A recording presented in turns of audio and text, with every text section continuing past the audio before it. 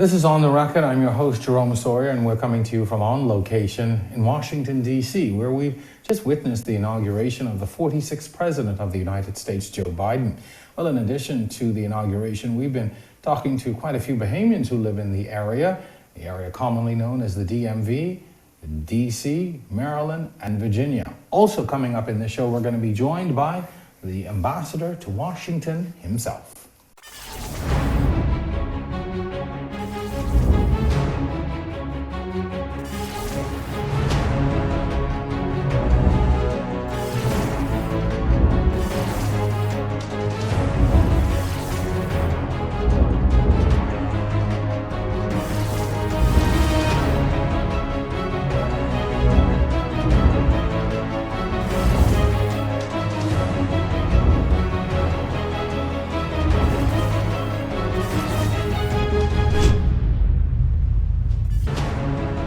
Project really pays itself. Correct. They set up at the conference, more the school.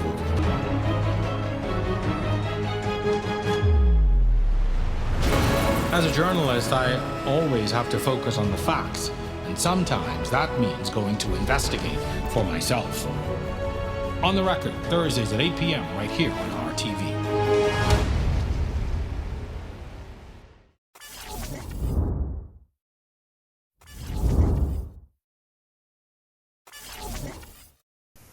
This is On the Record, Mission to Washington, and we're coming to you from on location inside the Bahamian Embassy.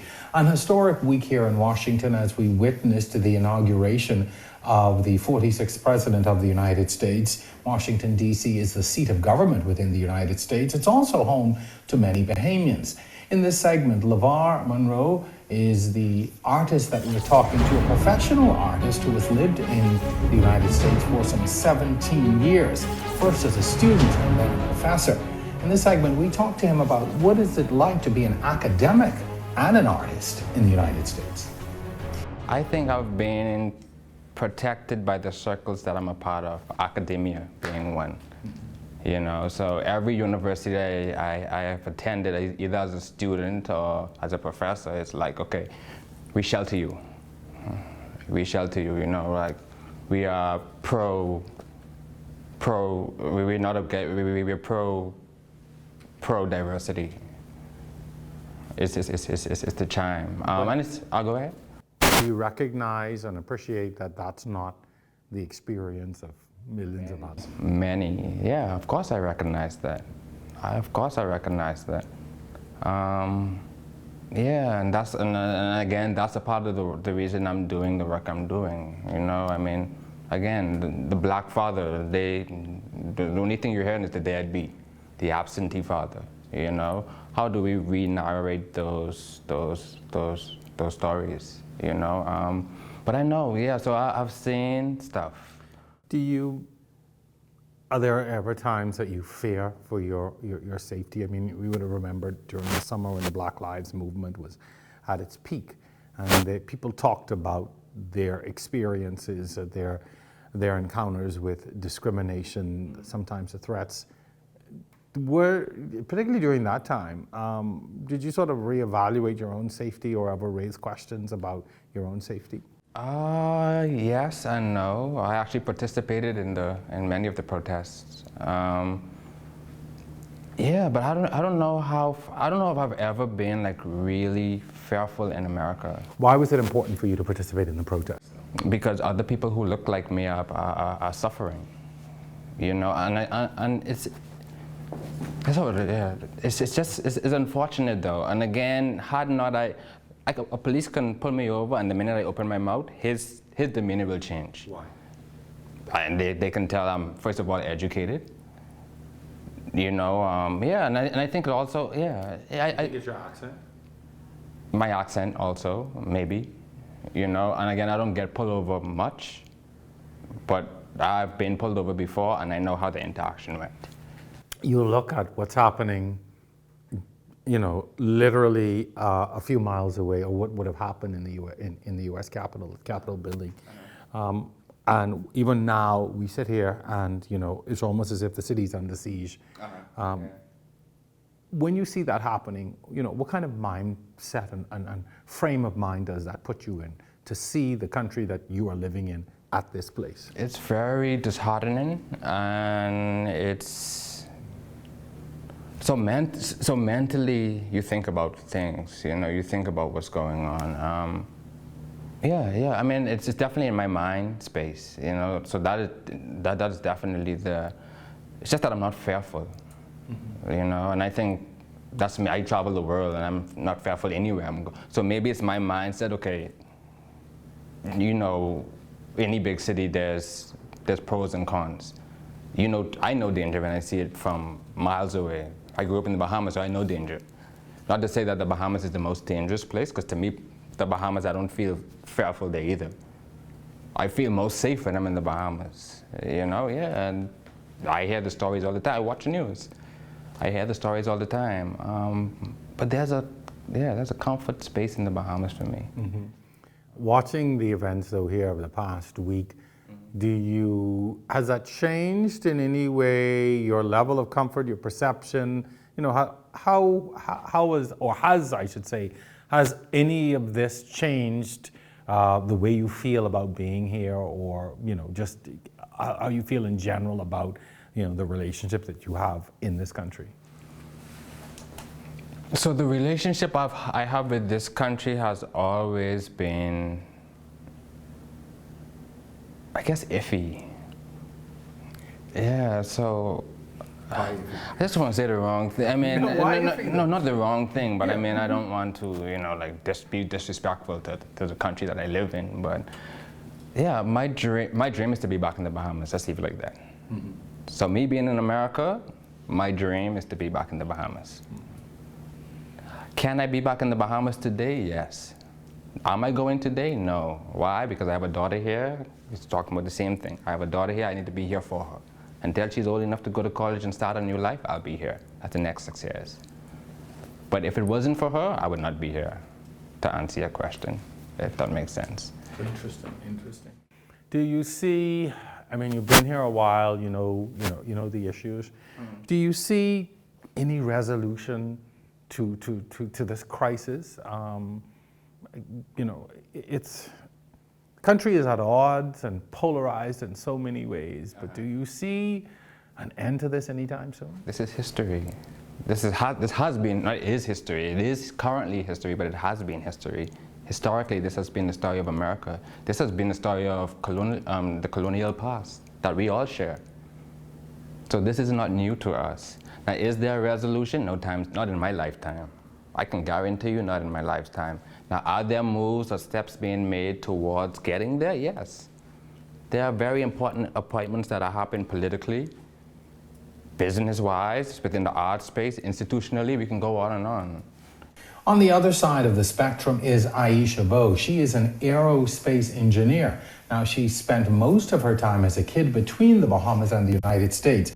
Now, in addition to being an aerospace engineer by profession, she's a former NASA engineer and founder and CEO of Stemboard. This successful businesswoman gave us a pretty different view on what it's like to be a black woman in America. What is the experience like for an African-American woman like yourself, involved in the kind of work that you are involved with, who's achieved the level of success? But when you look, at what's happening in this country, take us through that experience.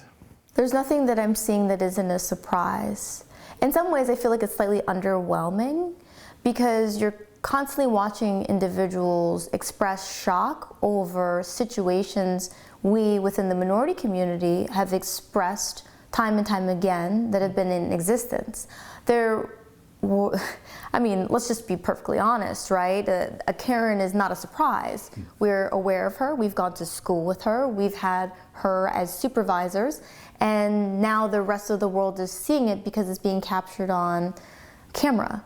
So I'm happy. I'm happy because a lot of things that were done in what you could call the dark are coming to light, and we as a country and we as a world, we need to deal with these things. Because when you say, oh, well, you don't see as many African American people in technology as we would like to, that's not because people of color are not good enough.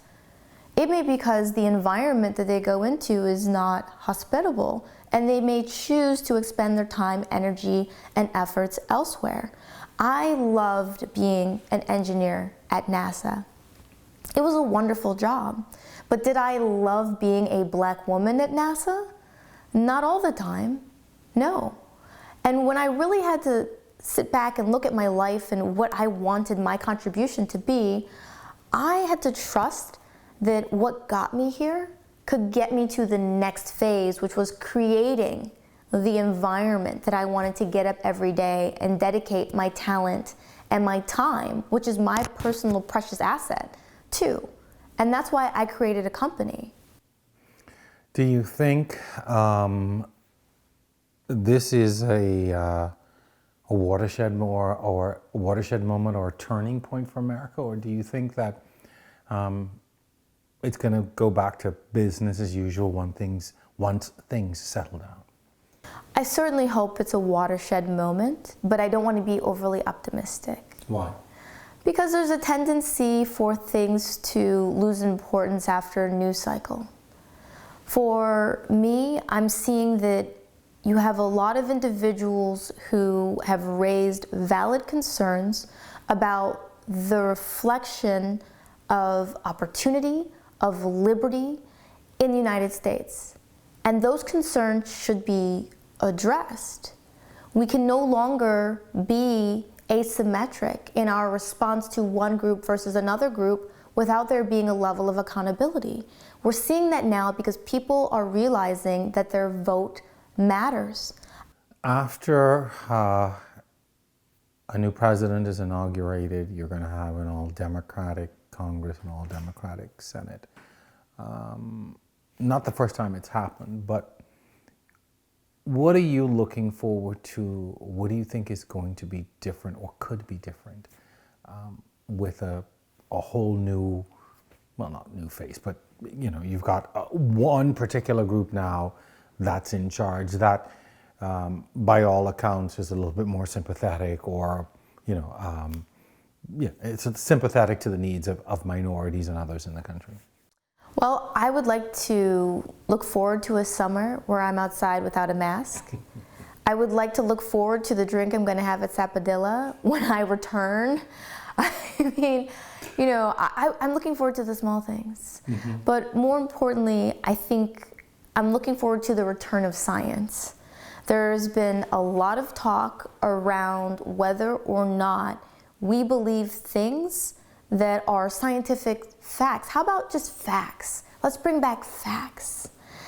And these are my personal opinions. Mm-hmm. I'm happy that there's a Democratic majority, but I'm not of the mindset that doesn't create extremes. We as a country need to learn how to make decisions between our parties instead of saying we're going to try an all-Democratic deck or we're going to try an all-Republican deck.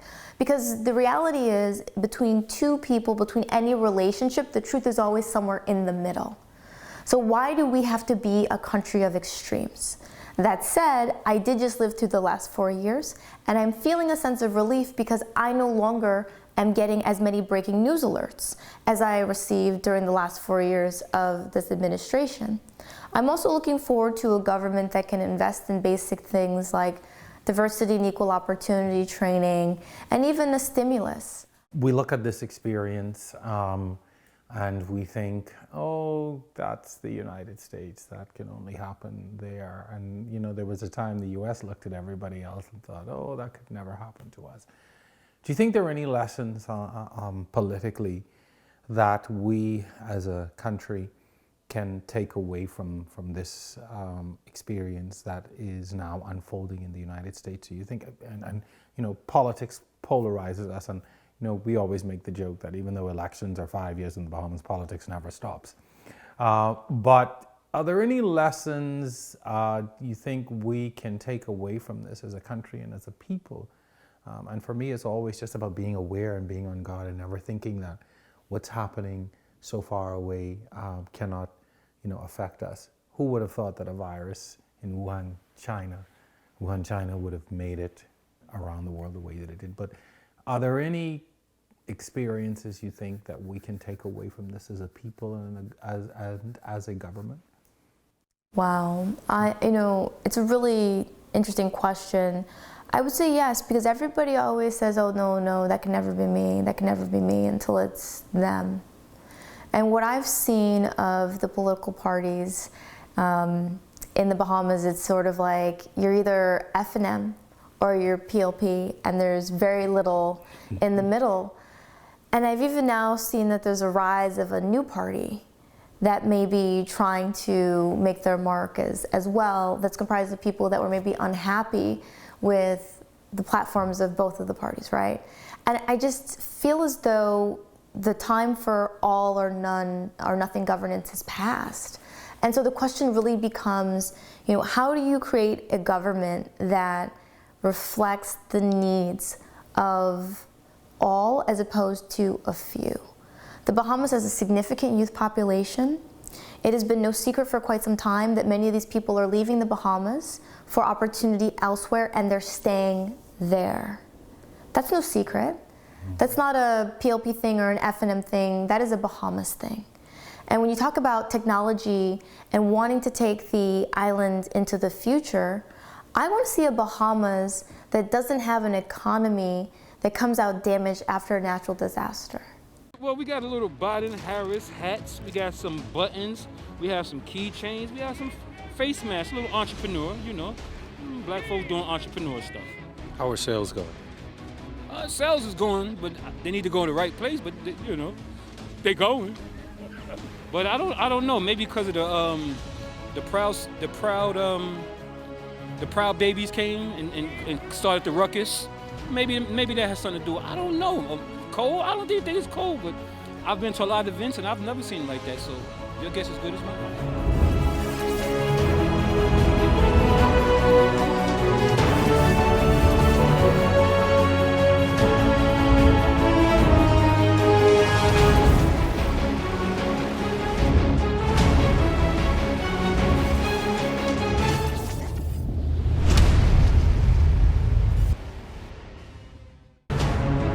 The project really pays itself back. Correct. They set up At the conference, the school.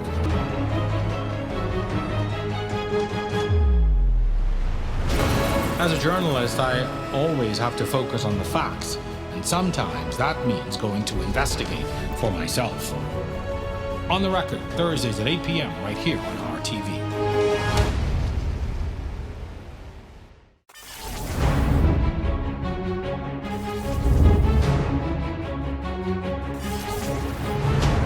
Welcome back to On the Record Mission from Washington. I'm your host, Jerome Sawyer, on location inside the Bahamian Embassy in Washington. The past few days, we've seen an unprecedented level of security here in the capital of the United States in the lead up to the inauguration, signs of the times in many ways. My next guest is Hannah Blake.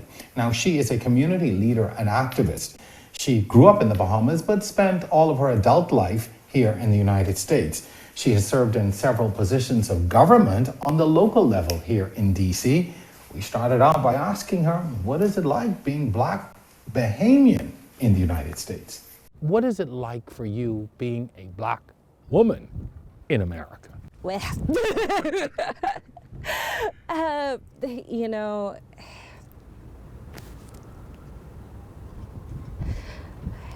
somebody asked me the other day, how do I identify?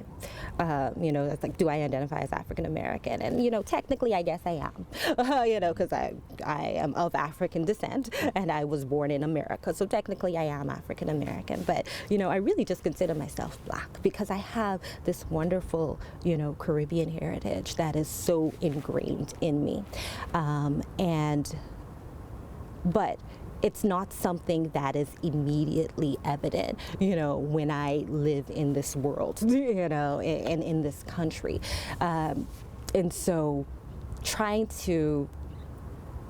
my experience is largely as a Black woman, in America, is much like anyone else. There's no credence or nuance given to my difference of experience, and so the same stereotypes which are thrust upon so many wonderful African American women who have beautiful and unique stories are also thrust upon me. So, I can't raise my voice too loud, because ain't nobody want to be biggity or rowdy. They don't know what that means.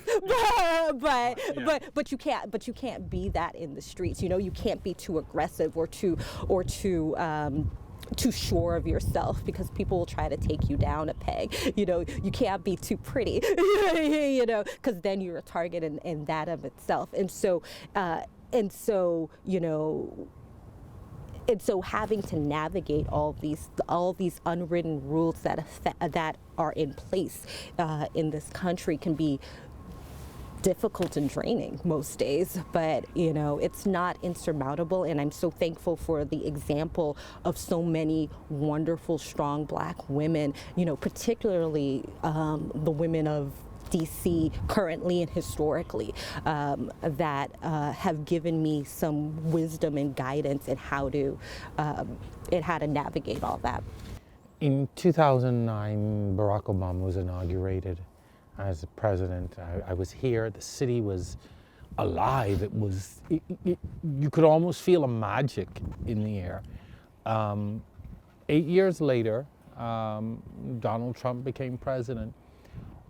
It seemed for those 8 years, America was in a transformative place.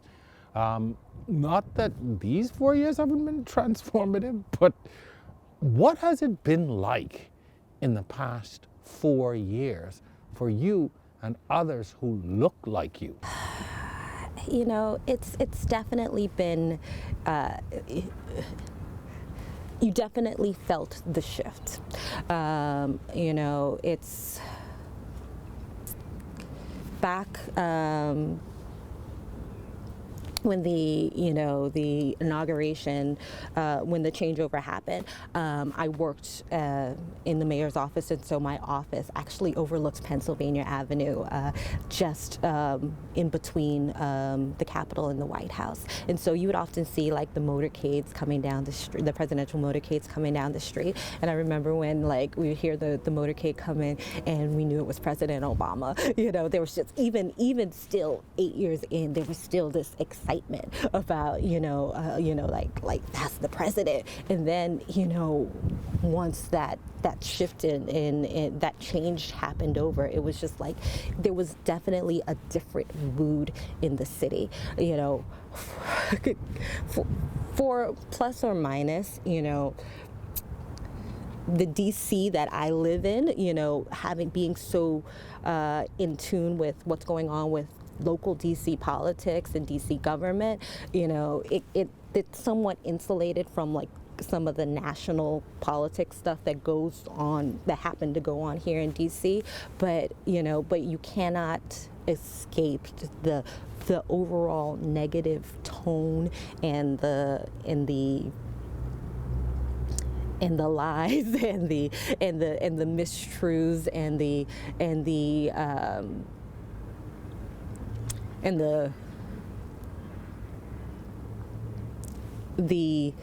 camps, the division that has sprouted up and has become even more magnified over the last 4 years. You speak about those divisions, and I think that a lot of what you spoke about would have culminated with that attack on the U.S. Capitol. When you saw that, and subsequently what the city has become, how do you feel? What kind of emotions did that, and even the situation that we're in now, what kind of emotions did that invoke in you? Lots.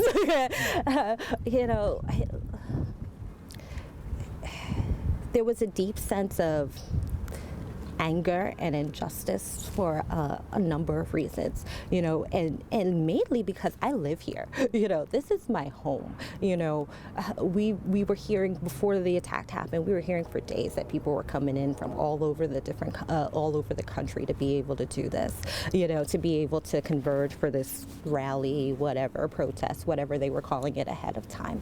And, you know,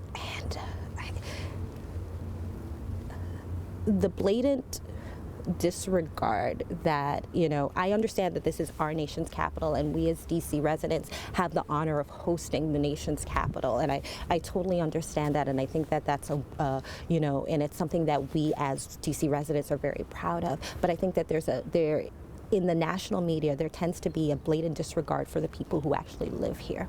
You know, if somebody come up in your house and break down the door and the window and tear up all your furniture and then tell you don't belong here, I mean, you know, how would you feel? You know, and that's exactly how I felt. Are there lessons from this that you think the Bahamas, the Bahamian politicians, those in authority should take away as a warning sign that nothing is out of the realm of possible? Most definitely. I think if I have to boil it down to like one thing, what I would say is that character matters. You know, Trump didn't become Trump on January 6th. He, you know, he has been the man that he is before he got elected, and he just continued to be the person that he was throughout his presidency, and nobody checked him on it.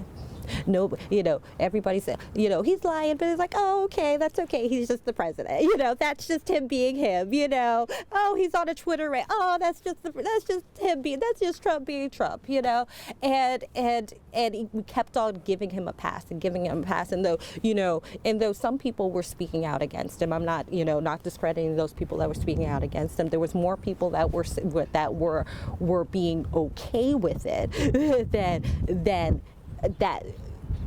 The people who had the most impact to change the behavior were the people who were choosing to remain okay with whatever behavior was going on. And so I say that for, you know, and so we as people who vote and people who care about our countries, we have to be mindful of the character of the people that we elect.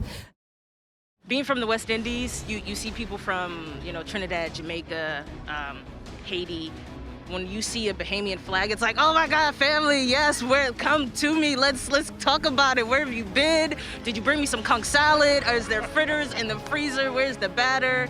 But no, I saw, just trying to figure out how to get home amidst all of this, because all the bus routes are shut down, train stations are shut down. I saw a lanyard and I was like, home, come talk to me. What's going on? What are you guys doing here?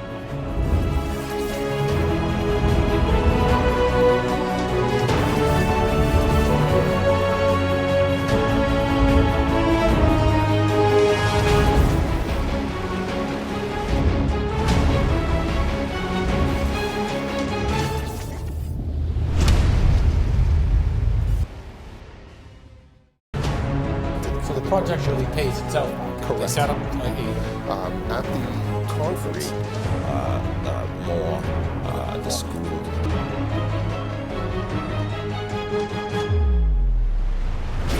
As a journalist, I always have to focus on the facts, and sometimes that means going to investigate for myself. On the Record, Thursdays at 8 p.m. right here on RTV.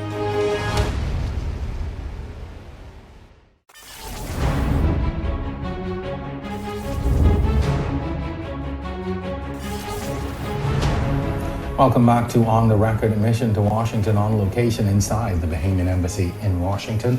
We are here on the occasion of the inauguration of the newest president of the United States. My next guest is Christopher Gardiner. He's a CPA as well as the owner of a very prestigious accounting firm here in the DC area. He spent many years involved in DC politics. We spoke with him a few days ago about the relationship between Washington and the Caribbean and the Bahamas, but more importantly, about the way forward for the Bahamas. We're on the eve of the inauguration of a new president and soon to be Congress and Senate. But does the relationship change depending on which party is in control? And I'm asking that because you've got an all Democratic government about to take over, and the thinking and the feeling, particularly in the Bahamas, is that we're a little bit more sympathetic to Democrats, but does it change from administration to administration, the relationship? Well, yeah, I mean, you will have different types of relationships depending who's in power. The Democrats are in, and so there may be more sympathetic relationships between say, the Caribbean and the Democrats. But you can't ignore the Republicans either, because my feeling has always been that you've got to keep your contacts with both. The Congressional Black Caucus is one of my clients, and so I know some of the folks. Or if I don't know them, I know folks who can get to them.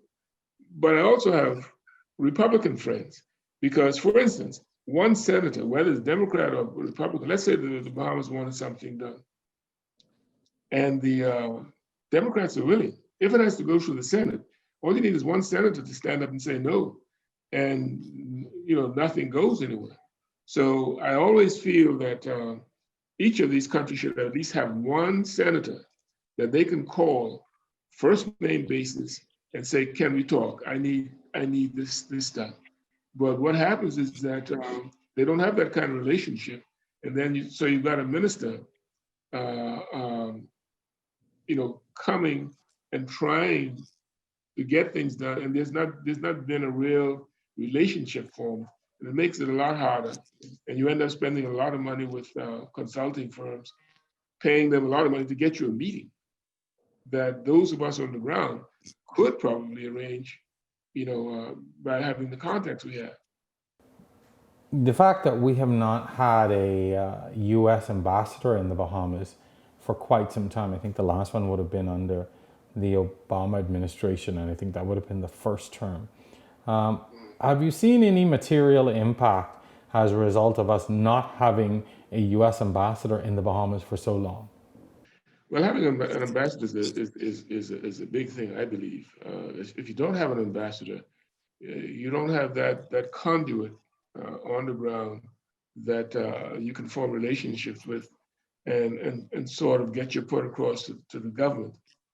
And it also seemed to me that if you don't have an ambassador, the government in place is telling you something.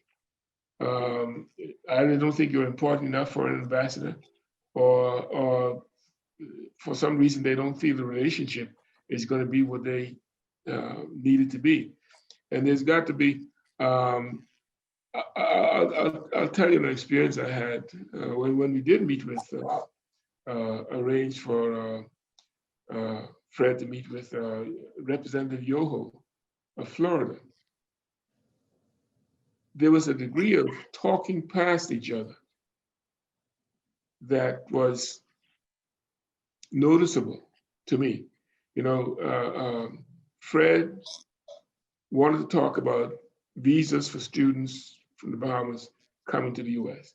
The ambassador, the representative, wanted to talk about terrorists coming through the Bahamas to America. And then, because he was saying, well, these folks are coming through Mexico. We believe they're coming through the Bahamas. And what are you guys doing in the Bahamas to stop this from happening? And Fred was talking about getting visas for students because it was an issue. And I don't think there was a meeting of the minds in how they were discussing the issue.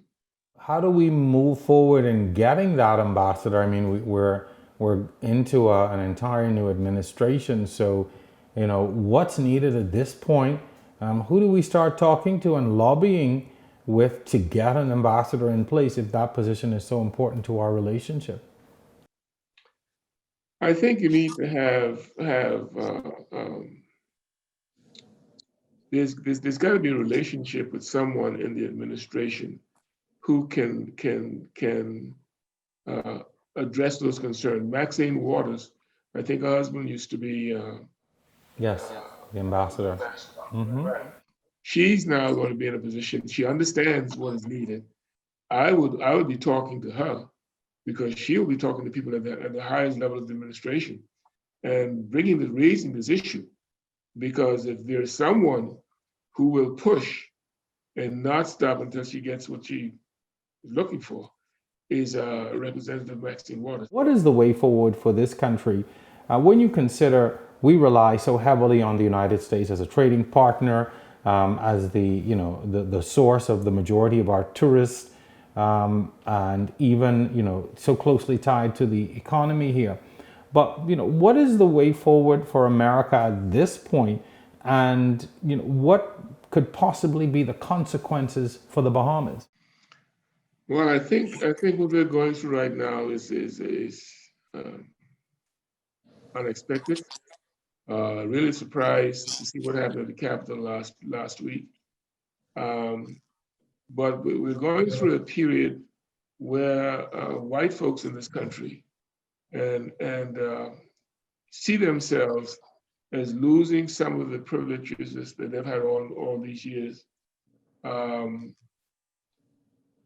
I believe that we're going to go through some turmoil for a while, but this country, to a great extent, prides itself on having the kind of democracy that we're accustomed to. And I think we're going to find that what happened last week was probably the nail in the coffin for folks who espouse the views that Trump, put out there for so long. After hearing this man who is a how should I describe Trump from my experience? He's a liar. He's incompetent. He's an ignoramus. But he expressed the views that a lot of Americans, not only just the uneducated ones, but a lot of educated Americans, because you can see from what happened last week, there were a lot of educated people in that crowd. He expressed their views, and had he been reelected, I think that you would have a very different country. Now, what should the Bahamas do? I think the Bahamas need to stay out of what's going on here, because that's going to be solved one way or the other. But I think the Bahamas need to have some friends in the Congress. I think the ambassador's role has got to be to form relationships, personal relationships. And I just think that the time is right for it. The time is right for the diaspora to be engaged. And when I say the diaspora, I'm not talking about Bahamians only. I'm talking about, we're too small a group, right? So it's got to be Bahamians, Jamaicans, everyone. We seemingly try to go at it alone. We don't always seem to be willing to be a part of the Caribbean grouping. We are at certain points. I think, when you look at the pandemic and how we sort of coalesced with that. But why is it seemingly, and it seems to be a Bahamian attitude, that we aren't always interested in banding together with the rest of the Caribbean? We always think and feel that we should be going alone. Why is that, and why is that a bad thing for us? The Bahamas does not consider itself really as part of the Caribbean. The Bahamas has had a high standard of living for a long time. And so there is some reluctance to be lumped in with the Caribbean, and then you've got Jamaica, who thinks they should run everything because of their size. And, America understands this. They divide and conquer. They want something done. The Caribbean doesn't stand, CARICOM doesn't stand together. They will offer something to Jamaica or the Bahamas or what have you. And the next thing you know, whatever America wants, that is what one of those countries will pursue. And so there's no cohesion within CARICOM. How do you feel about the inauguration of Kamala Harris? Oh man, it's girl power. Yeah. Girl power. Do you hear me? Right? Yes. Your jaw dropped. She's 10. She's 15. I'm 50. She's and I'm 19. So yeah, we have different ages of how we all feel, but I mean everybody feels as one, of course. Yes. It's just jaw dropping. It's just like wow, really. We're here for it. And when we come back, we're talking exclusively to the Bahamian ambassador to Washington. Stay with us.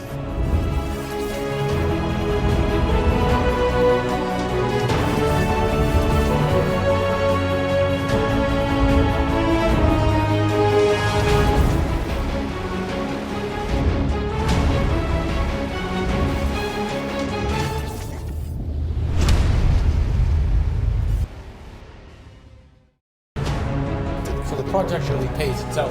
Correct. They set up At the conference, the school.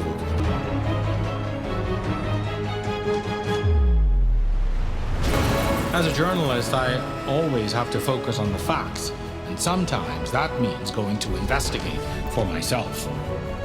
On the Record, Thursdays at 8 p.m. right here on RTV.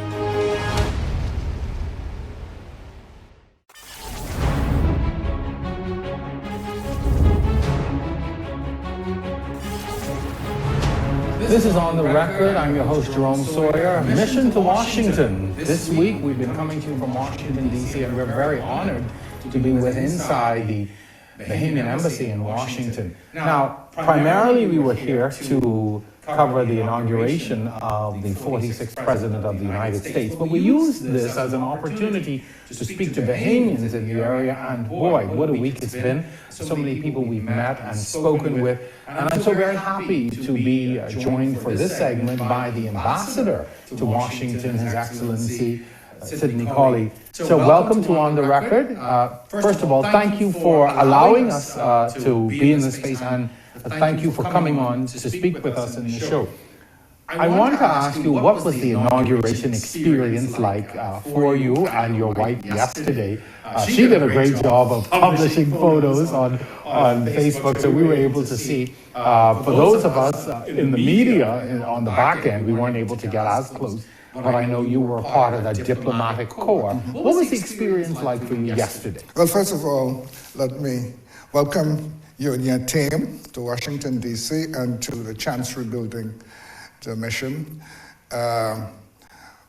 Actually, the experience began 2 weeks ago with the breach of the Capitol building and the lockdown, the subsequent lockdown of the DMV.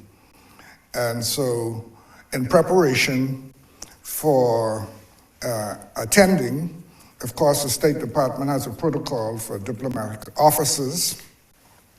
We had to do a CPR test in Virginia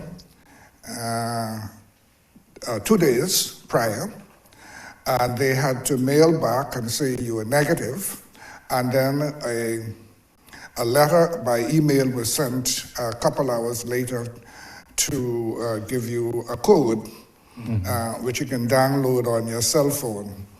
And then, of course, as a diplomat, the car had to be specially marked with something that was placed on the dashboard.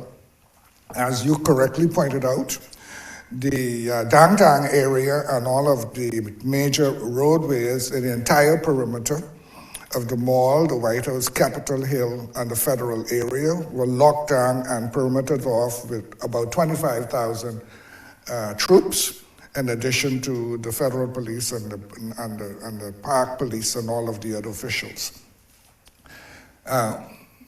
Amazingly, my driver was able to maneuver right through. Once they saw it was a diplomatic vehicle with the clearance, we went to the State Department, where we were put on bus in an orderly manner and taken to Capitol Hill. The Capitol Hill setup was seamless.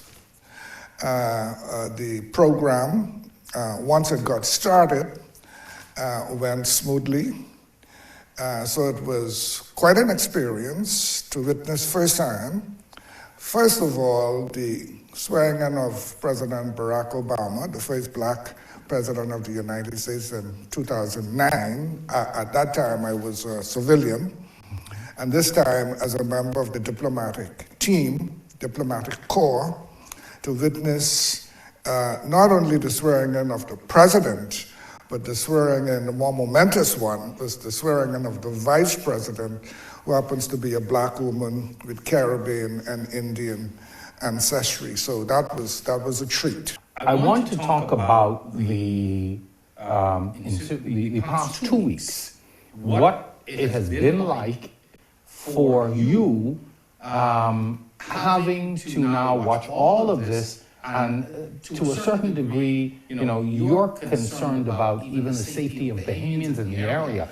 When something like this happens, what's your role in a situation like that?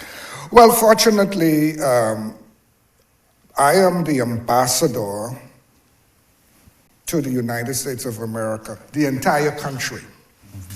But I have 7 consulates and 4 honorary consulates spread across the United States.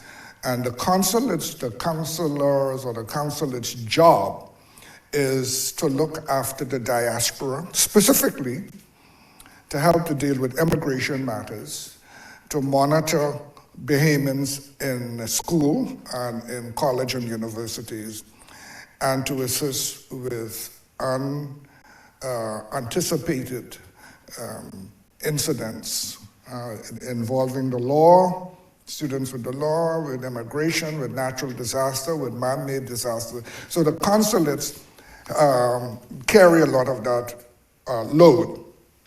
As ambassador, I have 2 primary functions. One is bilateral, where I am the eyes, the ears, and the microphone of the Bahamas government to the federal government of the United States and the state governments across the United States and local government.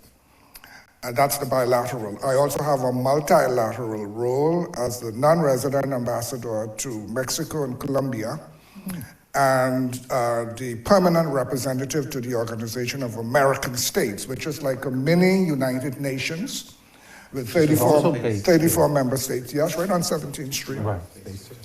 And so the last 2 weeks, prior to the last 2 weeks, we were working remotely pursuant to an order of Mayor Bowser. We come into the mission Tuesdays and Thursdays, and once Mayor Bowser shut us down after the first shutdown, we were shut down just before the summer, and during the summer we staggered our staff, working 5 days a week, half days, and then this latest order shut us all down, so we were working remotely. It was while we were working remotely, thank God, that the breach of Capitol Hill took place on the 6th of January, so our staff was safe at home. But of course, the consul generals from Houston, Texas to Miami, Atlanta, here in DC, New York, and then the honorary consuls in Chicago and Detroit and in LA, spanning the entire country, were all nervous because the anticipated breach of security and trouble was not restricted to Washington, D.C. alone. All state capitals are really on that. Absolutely. And so the kudos go out to the consul generals who have a database of Bahamian students, Bahamian business persons, Bahamian residents and descendants in their area. And to the extent that we were able to contact many of them, we did that and advised them to stay away from the trouble spots. When it comes to the DMV, the District of Columbia, Maryland, and Virginia, we specifically told them not to go into the downtown area. And to date, I have no report of any incidents involving Bahamians. So let's talk about the way forward in many respects with the new administration. You've got a new president, a new democratically led Congress and Senate, which does not always happen in American politics. But what do you look forward to in terms of the relationship between this new administration and the Bahamas? Okay, let me preface my remarks by saying this. The government of the Bahamas, through the cabinet, make foreign policy. The Ministry of Foreign Affairs oversees the government's global foreign policy. The ambassadors and the consul generals and their team implement the foreign policy position of the government for the area that they're located. So I would be on the forefront as the ambassador of the Bahamas to the United States of implementing or knowing about the new policies of the Biden-Harris administration and the Bahamas government's policy with that. Now, let me follow up by saying the Bahamas has a historic, excellent relationship with the United States. Long-standing relationship, even before independence, 1973, because of our British tradition. In addition, the Bahamas is indeed the third border of the United States, putting aside Mexico and Canada, and the Bahamas is the gateway to the Southern Caribbean. It is no secret that President Biden, as vice president in the Obama administration, had very friendly and fond relationships with the Bahamas and with the Caribbean region.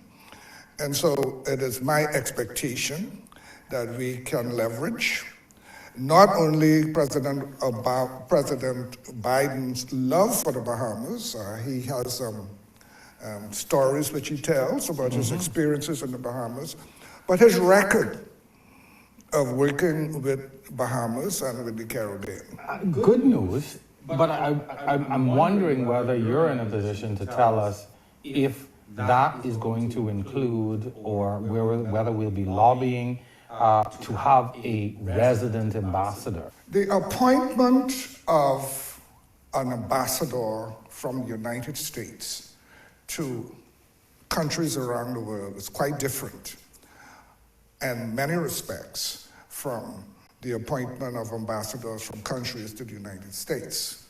They have, first of all, a nomination process by the president, and then that nominee goes to come to the Senate, where there is vigorous debate, and then there has to be an approval process.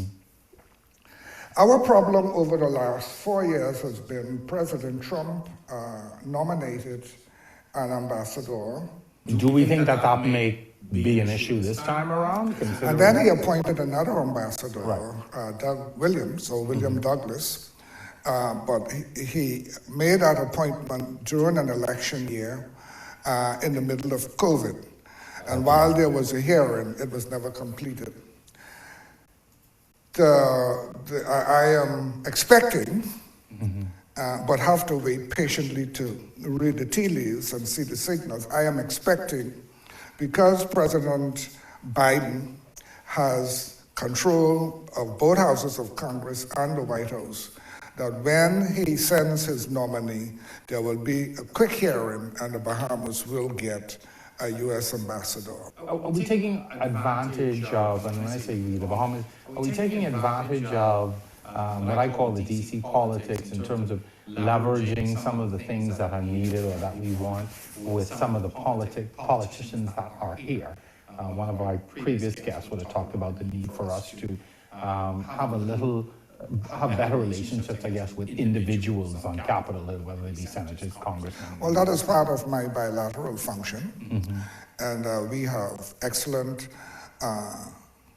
relationship and with members of the House of Representatives. I could think of a number of them, many of the congresspersons, with the mayor of DC.